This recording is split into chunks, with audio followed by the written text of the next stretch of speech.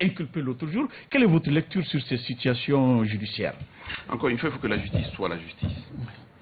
Personne ne peut plaider par procureur. La justice est celle-là qui est concernée dès lors que le factuel devient préjudiciable. Vous avez perdu vos lunettes. La question se pose, où est-ce que vous les avez perdues? Dès que vous avez le soupçon que quelqu'un l'a volé, ce n'est plus de votre ressort, c'est du ressort de la justice. Il ne faut pas exercer la justice en lieu et place de la justice. Ce qui est regrettable dans ce pays-là, c'est que quand il y a mort d'homme, de surcroît, un homme qui a voulu attenter à la personne du chef de l'État est mort, c'est un communiqué du gouvernement. Ce n'est même pas un communiqué du ministre de la Justice, c'est un communiqué du gouvernement. Oui. C'est d'autant plus lamentable que le communiqué du gouvernement ne répondait pas des exigences d'un communiqué au regard de l'objet du communiqué. Quand on dit qu'il est mort, malheureusement, il y a un souci. Quand on dit qu'il est mort également et que la poursuite va se mener, il y a un souci. Quand on dit qu'il est mort, mais avant qu'il ne meure, il a mis en cause un certain nombre de personnes qui peuvent être des complices, il y a des soucis. Cette agression a lieu en commune 2, il y a une juridiction en commune 2, il y a un procureur de la République qui est en commune 2, il lui revenait de prendre l'enquête en main. Parce qu'il n'a pas pris l'enquête en main, il a du mal à revenir dans la procédure judiciaire. Je peux vous dire que c'est le genre de procédure judiciaire qui meurt aussi vite qu'il se met en place. C'est le problème que nous avons avec la sécurité d'État. Ils captent des gens, ils les gardent en leur sang, et quand ils deviennent des cadavres, ils les sortent et veulent que les parquetiers puissent faire des PV. En tant que garde des Sceaux, je m'étais inscrit en faux dans une dynamique comme celle-ci, en disant qu'il n'est pas question que la justice court au secours des gens qui se prennent un moment pour des apprentis de la justice. Ils ne sont pas des officiers de police judiciaire, ils n'ont pas le droit de mener tout ce qu'ils font et en même temps venir passer la main à la justice. Encore une fois, ce que vous me dites est très désolant dans notre pays. Parce que le socle de la République, c'est quand même la justice. Et si la justice ne va pas, elle ne va pas. La justice ne va pas pour deux raisons, essentiellement. La troisième, je vais la dire également. La première raison, c'est que l'argent perturbe la justice. La deuxième raison, c'est que les forces négatives, qui sont nantis de prérogatives de puissance publique, désorganisent la justice.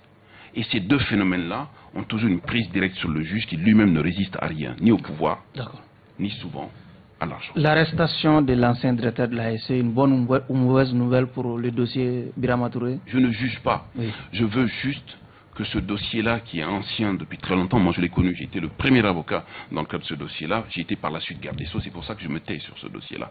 Je n'en dirai pas plus, mais dans ce dossier comme dans d'autres, il faut juste que la justice se mette en œuvre.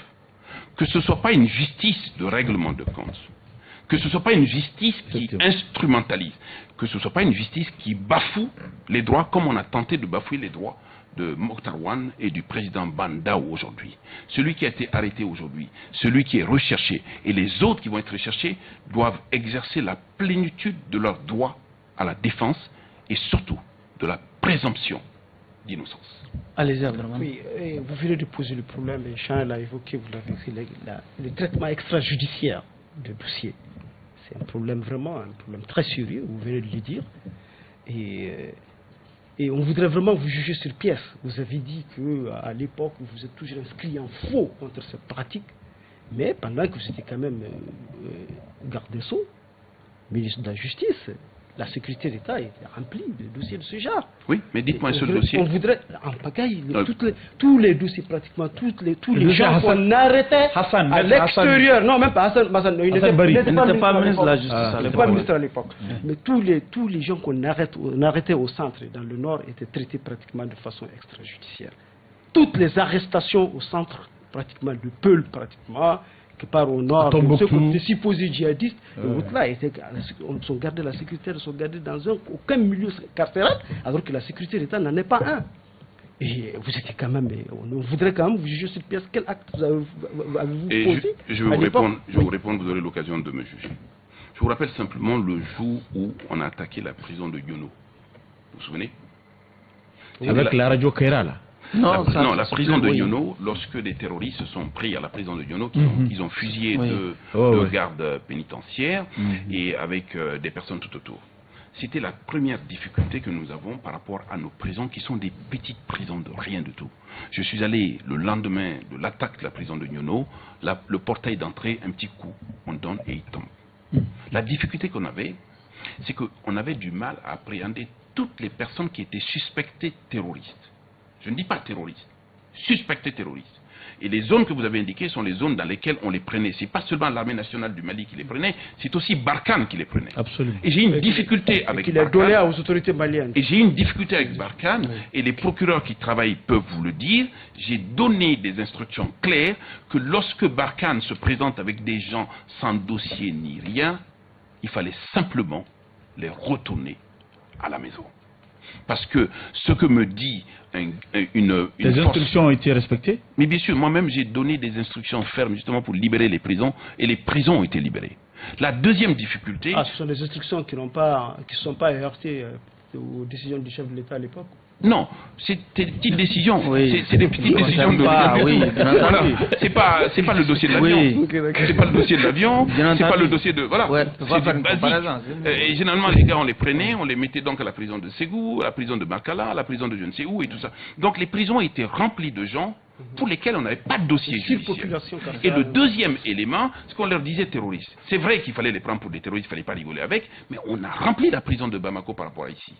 Et on a mis en place aujourd'hui une cour d'assises spéciale quand j'étais là, et le procureur Samaké, mes témoins, où on a passé une foultitude de gens, et la moitié a été complètement relaxée à ce niveau-là. Donc la difficulté, c'est que ce n'était pas la sécurité d'État qui agissait en tant que telle, mais je vous rappelle simplement que les questions de terrorisme impliquent les questions de surveillance du territoire national.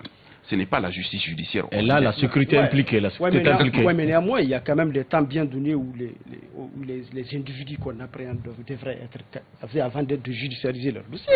Non. Mais il y en a qui restaient quand même 3 ans, parfois 2 ans, dans des milieux qui ne sont pas connus comme étant des milieux carcéraux. Le point que je vais évoquer... C'est quelque chose quand même c'est quelque chose qui a fait florès, y compris sous votre... Oui. Ah oui. Voilà. Non, le point que vous évoquez, je l'affirme, c'est une réalité.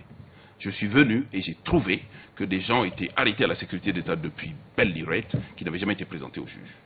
Honnêtement, 1000 pardons pour ce que je vais dire, c'est un petit secret. J'ai écrit en confidentiel sur le sujet au chef de l'État. Je ne pourrais pas en dire plus. Et le général Moussa Diawara peut témoigner.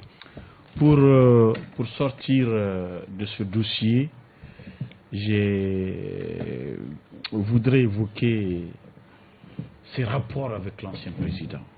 Parce que ils étaient amis. Il était son avocat. Il m'est revenu à un moment donné que le président voulait se réconcilier avec vous. Il vous cherchait, il vous demandait, et vous le fuyez. Non, je ne le fuyais pas. Hein? Je refusais. Il termine avec sa question. Vous le fuyez. Pourquoi tout ça? Est-ce que vous avez une haine contre lui? Vous lui reprochez toujours quelque chose? Il est humain, vous êtes humain, vous ne pouvez pas vous réconcilier encore? Oui, mais ça viendra. Vous savez, quand 2 individus se sont rapprochés, se sont aimés, au vrai sens du mot, j'étais le ministre le plus proche du président de la République, plus que tous les premiers ministres. J'étais celui qui voyait le président de la République dans toutes les circonstances. J'étais celui que le président de la République appelait, mais à longueur de journée, 10 fois dans la journée. Et tout le monde le sait, quand le ministre de la Justice... Il apprécie les verbes. Non, au-delà que vous en avez. Non, au-delà du verbe, c'est d'abord un humain. Et ça, aujourd'hui, quelle que soit la récrimination que j'ai contre le chef de l'État aujourd'hui, l'ancien chef de l'État aujourd'hui, je dirais, il est humain. La preuve, il pleure tout le temps. Je disais qu'il pleure tout le temps. Et deuxièmement, il est très sensible. Et troisièmement, j'ai eu des moments très forts avec le chef de l'État. Des moments intenses avec le chef de l'État. Ça a commencé 15 ans avant. Et ça s'est poursuivi. Et même ministre, tout le monde va le dire, franchement, j'avais le verbe le plus libre au Conseil des ministres. J'en faisais trop. Il me l'a toujours autorisé. Et je faisais des excès. Mais quand une situation comme ça arrive entre 2 personnes, il faut laisser le temps au temps. Ok. Maître, nous sommes pratiquement dans les derniers virages de cette émission, Actualité oblige. C'est vendredi, le Premier ministre...